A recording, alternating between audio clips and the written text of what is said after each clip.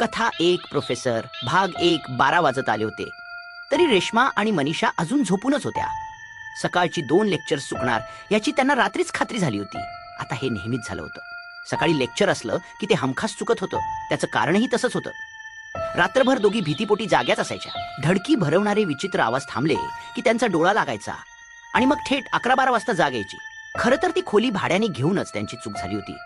दोघींची इच्छा होती की कॉलेजपासून आणि गावापासून थोडी लांब खोली असली की मनासारखं राहता येईल. पण आता राहणं तर दूर, त्यांना जगताच येत नव्हतं. कारण त्या दोघी ज्या ठिकाणी राहत होत्या तिथे रात्री अपरात्री चित्रविचित्र आवाज ऐकू येत होते.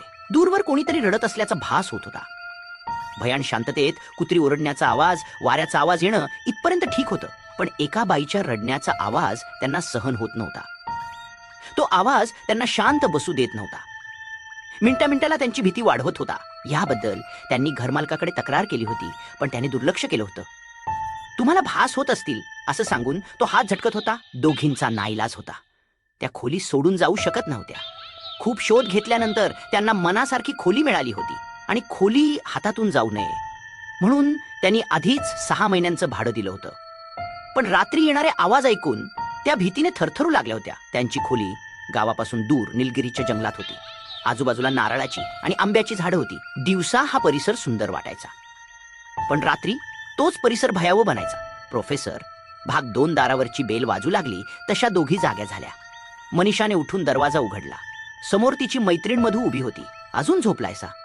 मधूने डोळे मोठे करून विचारलं. मनीषा काहीच न बोलता मागे फिरली. मधू घरात शिरली. मधूला आलेलं पाहून रेश्मा उठून बसली. मनीषा वॉशरूमकडे गेली. रेश्मे, डोकं काय जागेवर आहे का तुझं? मधूने विचारलं. रेश्मा शांत बसली होती. ती अजूनही घाबरलेली होती. काय झालंय काय दोघींना? येत का नाही तुम्ही तासाला? मधू, अगं पुन्हा आवाज ऐकू येत होते. रात्रभर तेच सुरू होतं. माझं बाळ मला द्या, माझं बाळ द्या. एकच आवाज आणि रडणं. हे ऐकताच मधू गंभीर झाली. मी तुम्हाला आधीच सांगितलं होतं त्या पडक्या वाड्याजवळ खोली घेऊ नका. ती जागा बरोबर नाही. पण तुम्ही माझं ऐकलंच नाही. ए मध्ये उपाय सांगणार असशील तर सांग. उगाच आमच्यावर राग काढू नकोस. मनीषा म्हणाली. आता उपाय एकच आहे. प्रोफेसरांना भेटा. प्रोफेसरांना? त्यांचा ह्याच्याशी काय संबंध? रेश्माने विचारलं. मधू म्हणाली. पूर्वी ती जागा प्रोफेसरांच्या कुटुंबाची होती. नंतर ती विकली गेली. तुमचा घर मालक आणि प्रोफेसरांचे वडील मित्र होते. त्यामुळे कदाचित ते काही मदत करू शकतील. मनीषा फारशी खात्रीने बोलली नाही. मला नाही वाटत घरमालक त्यांचं ऐकेल. रेश्मा मात्र संतापली होती. आपल्याला काही झालं तर? आपण रोज भीतीत जगतोय. मला पण आता इथे राहायचं नाही, ती म्हणाली. मधूनी दोघींना समजावत सांगितलं. चला आज कॉलेजला या आणि तिथे प्रोफेसरांना भेटून सगळं सांगा. दोघींनी शेवटी होकार दिला. कॉलेजमध्ये दुपारच्या सुमारास तिघी ग्रंथालयात बसून प्रोफेसरांची वाट पाहत होत्या. प्रोफेसर कॉलेजमधील सर्वात लोकप्रिय शिक्षक होते. मराठी आणि इंग्रजी दोन्ही विषयांवर त्यांचं प्रभुत्व होतं. काही वेळातच ते ग्रंथालयात आले. त्यांच्या मागोमाग विद्यार्थिनींचा घोळकाही आला. सांगा ना सर, तुमची लव्ह स्टोरी, एका मुलीने चिडवत विचारलं. प्रोफेसर हसले. बरं सांगतो, पण ही गोष्ट तुमच्यातच राहिली पाहिजे. सगळ्या मुली उत्सुकतेने त्यांच्या भोवती जमल्या. हो सर, सगळ्यांनी एकाच आवाजात उत्तर दिलं. प्रोफेसर भाग 3 प्रोफेसरांनी हसत गोष्ट सुरू केली. बरं, आता सांगायचं झालं तर होती एक मुलगी माझ्या आयुष्यात. मुलींचा घोळका आणखी उत्सुक झाला. मलाही ती आवडायची. खूप सुंदर होती. जास्वंदीच्या पांढऱ्या फुलासारखी गोरी. तिच्या खाऱ्या डोळ्यांत मी हरवून जायचो. उजव्या डोळ्यात एक छोटासा तीळ होता आणि गालावर पडणारी खळी मला फार आवडायची. हे ऐकताच सगळ्या मुली हसू लागल्या. प्रोफेसरही हसले आणि पुढे बोलू लागले. आमच्या काळात आम्ही सिनेमे पाहायला जायचो. सिनेमा संपला की तासनतास बसून गप्पा मारायचो. भविष्याची स्वप्न रंगवायचो. मग सर पुढे काय झालं? मनीषाने विचारलं. क्षणभर प्रोफेसर शांत झाले. एक वळण आलं आणि आमचे रस्ते वेगळे झाले. का सर? जात. सगळीकडे शांतता पसरली. ती माझ्यापेक्षा वरच्या जातीची होती. त्या काळात प्रेमापेक्षा जातीला जास्त महत्व दिलं जायचं. मग तुम्ही पळून का नाही गेलात? मधूने विचारलं. प्रोफेसर हलकसं हसले. तेवढी हिंमत नव्हती. आम्ही दोघांनीही घरच्यांना महत्व दिलं. मग तुमचं लग्न तिच्याशी झालं नाही? नाही. नंतर माझं दुसऱ्या मुलीशी लग्न झालं. तिचंही लग्न झालं. आज आम्ही दोघंही आमच्या आयुष्यात सुखी आहोत. सगळ्या मुली विचारात पडल्या. प्रोफेसर पुढे म्हणाले. एक गोष्ट लक्षात ठेवा. आयुष्यात जे काही घडतं ते कदाचित आपल्या भल्यासाठीच घडत असतं. थोड्या वेळाने बाकीच्या मुली निघून गेल्या. आता तिथे फक्त मनीषा, रेश्मा आणि मधू उरल्या होत्या. मनीषा गंभीर स्वरात म्हणाली, सर, आम्हाला तुमच्याशी एका महत्वाच्या विषयावर बोलायचं आहे. बोला. मनीषाने त्यांच्या नवीन खोलीबद्दल सांगितलं. आम्ही नुकतीच खोली बदलली आहे, पण आता तिथे राहायचं नाही. का बरं? सर, तिथे काहीतरी विचित्र घडतंय. रेश्मा लगेच बोलू लागली. रात्री एका बाईचा रडण्याचा आवाज येतो. ती सतत एकच म्हणत असते, माझं बाळ मला द्या. हे ऐकून प्रोफेसर काही क्षण विचारात पडले. तुम्ही म्हणताय ते खरं असेल तर गोष्ट गंभीर आहे. मधूनेही त्यांना संपूर्ण प्रकार सांगितला. प्रोफेसर शेवटी म्हणाले, बरं, मी तुमच्या घरमालकाशी बोलतो, पण मी काही हमी देऊ शकत नाही.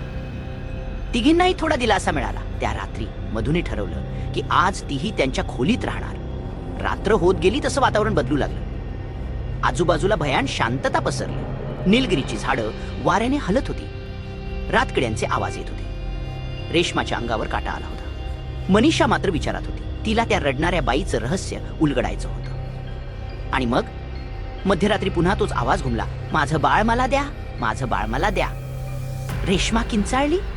मधू घाबरून थरथरू लागली. पण यावेळी मनीषाने ठरवलं, आवाज कुठून येतो हे शोधायचंच. प्रोफेसर भाग 4 मध्यरात्री पुन्हा तोच आवाज घुमला, माझं बाळ मला द्या, माझं बाळ मला द्या. तो हुंदक्यांनी भरलेला आवाज ऐकताच तिघींच्याही अंगावर काटा आला. रेश्मा भीतीने किंचाळली. एश गप्प. मनीषाने तिचं तोंड दाबून धरलं. मधू घाबरून थरथर कापत होती. तिने चादर अंगावर ओढली आणि रेश्माला घट्ट मिठी मारली. मनीषा मात्र खिडकीजवळ गेली. नको मनीषा, खिडकी उघडू नकोस, रेश्मा घाबरत म्हणाली. पण मनीषाने तिचं ऐकलं नाही. तिने हळूच खिडकी उघडली आणि बाहेर पाहू लागली. आता आवाज अगदी स्पष्ट ऐकू येत होता. तिने आवाजाच्या दिशेने नजर फिरवली.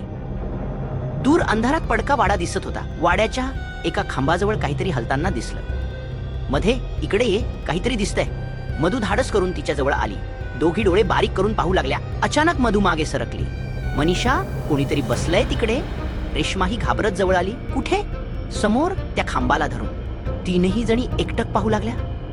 आणि मग त्यांना ती दिसली.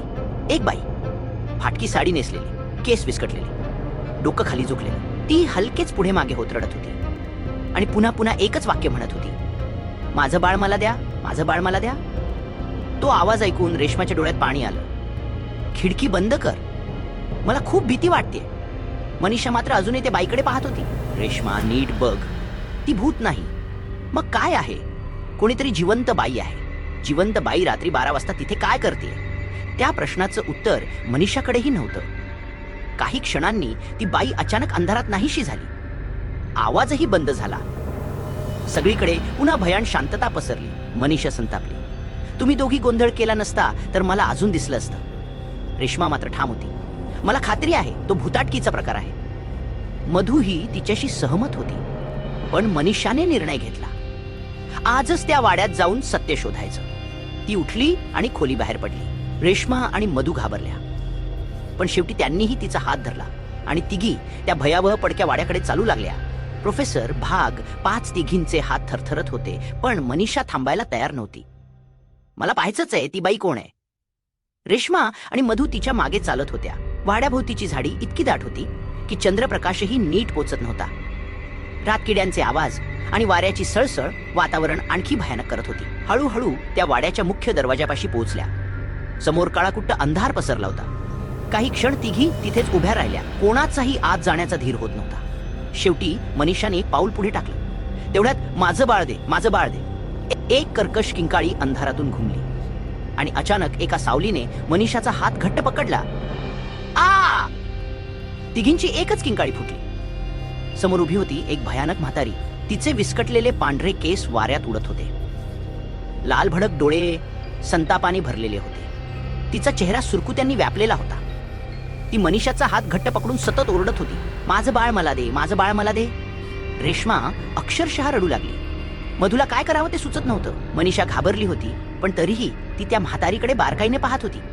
काहीतरी विचित्र होतं. ती वेडी वाटत होती, पण भूत नाही. मधूने जवळ पडलेली लाकडाची फांदी उचलली आणि त्या म्हातारीच्या हातावर जोरात मारली.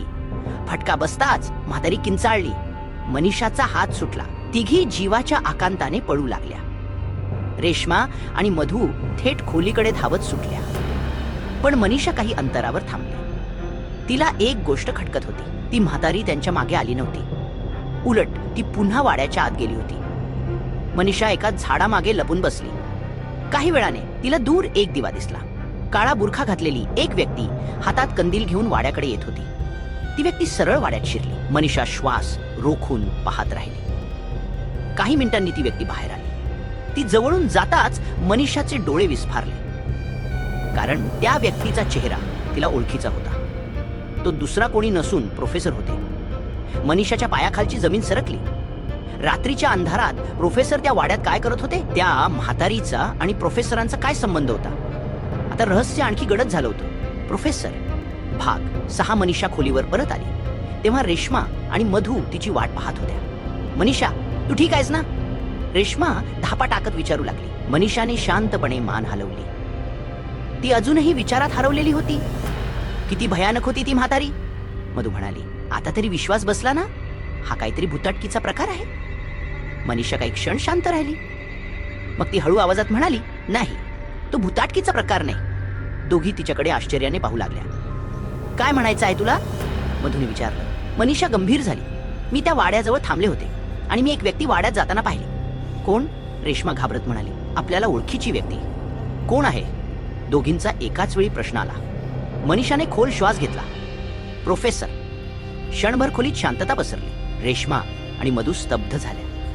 काय? रेश्मा जवळजवळ ओरडली. हो, मी स्पष्ट पाहिलं. काळा बुरखा घातला होता, पण चेहरा दिसला. ते प्रोफेसरच होते. मधूचा अजूनही विश्वास बसत नव्हता. पण प्रोफेसर रात्री त्या वाड्यात का जातील?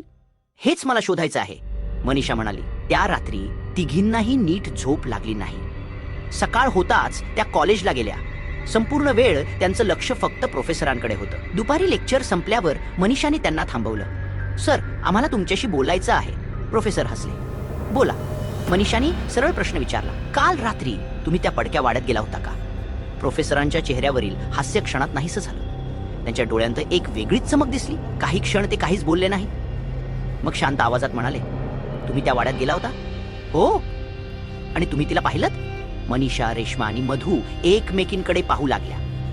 प्रोफेसरांचा आवाज आता जड झाला होता. जर तुम्ही तिला पाहिलं असेल तर आता तुम्हाला पूर्ण सत्य कळायलाच हवं. त्यांनी खुर्ची ओढली, खिडकी बाहेर नजर टाकली आणि अनेक वर्षांपासून लपून ठेवलेलं रहस्य सांगायला सुरुवात केली. ती वेडी म्हातारी नाही आणि ती भूतही नाही. ती माझी आई आहे. हे ऐकताच तिघींच्या अंगावर पुन्हा काटा आला. प्रोफेसर भाग 7. प्रोफेसर काही क्षण शांत बसले. मनीषा, रेश्मा आणि मधू श्वास रोखून त्यांच्याकडे पाहत होत्या. सर, ती तुमची आई आहे? मनीषाने अविश्वासाने विचारलं. प्रोफेसरांनी मान हलवली. हो. त्यांच्या डोळ्यांत वेदना स्पष्ट दिसत होत्या. आज जिच्याला तुम्ही वेडी म्हातारी समजता ती एकेकाळी खूप प्रेमळ आई होती. खोलीत शांतता पसरली. प्रोफेसर पुढे बोलू लागले. मी लहान होतो तेव्हा माझा एक धाकटा भाऊ होता. आईचा जीव त्याच्यात अडकला होता. मग? मधूने विचारलं. प्रोफेसरांचा आवाज थरथरला. एका पावसाळी रात्री तो अचानक गायब झाला. तिघींचे डोळे विस्फारले. गायब? हो. घरातून? कसा काय? रेश्माने विचारलं. कोणीच सांगू शकलं नाही. आम्ही संपूर्ण गाव पालथं घातलं. पोलिसांना कळवलं. जंगलात शोध घेतला. विहिरी, ओढे, नदी सर्वत्र शोधलं. प्रोफेसर थोडा वेळ थांबले, पण तो कधीच सापडला नाही. मनीषाला अंगावर काटा आला. मग तुमच्या आईचं काय झालं? ती तुटली. प्रोफेसरांच्या डोळ्यांत पाणी आलं. सुरुवातीला ती रोज त्याची वाट पाहायची. नंतर प्रत्येक येणाऱ्या जाणाऱ्याला विचारायची. मग हळूहळू तिची मानसिक अवस्था बिघडत गेली आणि ती सतत एकच म्हणू लागली. प्रोफेसरांचा आवाज भरून आला. माझं बाळ मला द्या. तिघी काही बोलू शकत नव्हत्या. सगळं चित्र आता हळूहळू स्पष्ट होत होतं. पण ती त्या वाड्यातच का राहते? मनीषाने विचारलं. कारण तिला वाटतं तिचं बाळ अजूनही तिथेच आहे. म्हणजे ज्या रात्री तो हरवला त्या रात्री शेवटचं त्याला त्या वाड्याजवळ खेळताना पाहिलं गेलं होतं. रेश्माच्या अंगावर शहारे आले. म्हणून ती रोज तिथे जाते? हो. आणि तुम्ही? प्रोफेसर शांत झाले. मग हळू आवाजात म्हणाले, मी रोज रात्री तिच्यासाठी जेवण घेऊन जातो. मधू आणि रेश्मा स्तब्ध झाल्या. काळा बुरखा घालून, गावातल्या लोकांना कळू नये म्हणून. प्रोफेसरांनी खिडकी बाहेर पाहिलं. लोक तिला वेडी समजतात, काही जण भूत समजतात, पण माझ्यासाठी ती अजूनही माझी आई आहे. मनीषाच्या डोळ्यांत पाणी आलं, पण तिच्या मनात अजून एक प्रश्न होता. सर, एक गोष्ट अजून समजली नाही. कोणती? तुमच्या भावाचं खरंच काय झालं होतं? हा प्रश्न ऐकताच प्रोफेसरांचा चेहरा फिकट पडला. काही क्षण ते काहीच बोलले नाहीत. मग ते कुजबुजले, कारण मला वाटतं तो हरवला नव्हता. काय? तिघी एकदम ओरडल्या. प्रोफेसरांनी डोळे मिटले. मला वाटतं त्याचा खून झाला होता. हे ऐकताच तिघींच्या अंगावर काटा आला आणि रहस्य आणखी गडद झालं.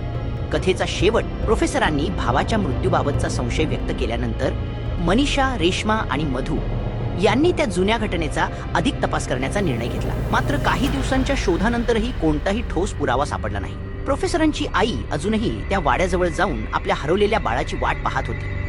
तिच्या डोळ्यांतील आशा कधीच संपली नव्हती. मनीषाला मात्र एक गोष्ट समजली होती. प्रत्येक रहस्यामागे भूत असतंच असं नाही. कधी कधी तिथे लपलेलं असतं दुःख, प्रेम आणि आयुष्यभराची वेदना. काही प्रश्न अनुत्तरितच राहिले. प्रोफेसरांचा भाऊ नेमका कुठे गेला? खरंच त्याचा खून झाला होता का?